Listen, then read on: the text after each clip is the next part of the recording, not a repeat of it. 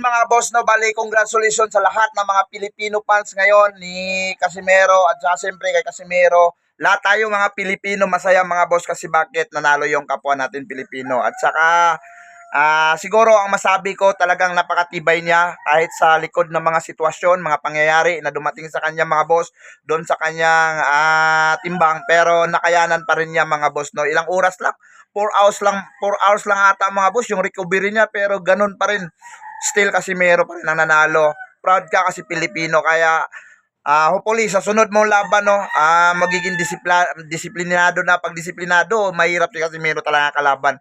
'Yun yung sinasabi ko mga boss, napakahirap ni Casimero na kalaban kung sakaling nandun yung disiplina mga boss. Kaya ano pa hinintay nyo?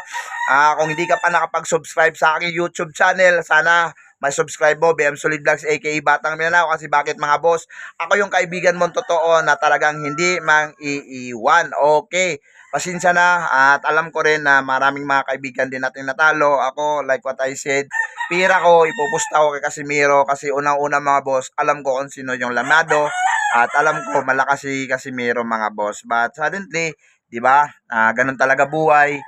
Iba-iba tayo ng mga opinion, iba-iba tayo ng mga pananaw, pero nagkaroon lang talaga ng problema si Casimero. Hopefully, nasa susunod niyang laban, wag niyang bitinin yung mga ano niya, mga kababayan niya, lalong-lalo na doon sa timbang mga boss. Kasi ang timbang napaka-importante talaga. Yan po yung kalaban mo una mga boss. Hindi yung kalaban mo sa ring ang una mong kalaban diyan, kundi yung sarili mo.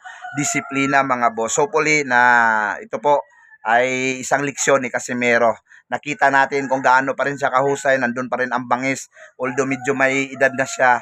Kaya let's go. Karangalan ng Pilipinas to. Tagumpay ng lahat mga boss. Kaya magdiwang ang lahat ng mga fans si Casimero. Yun lang mga boss.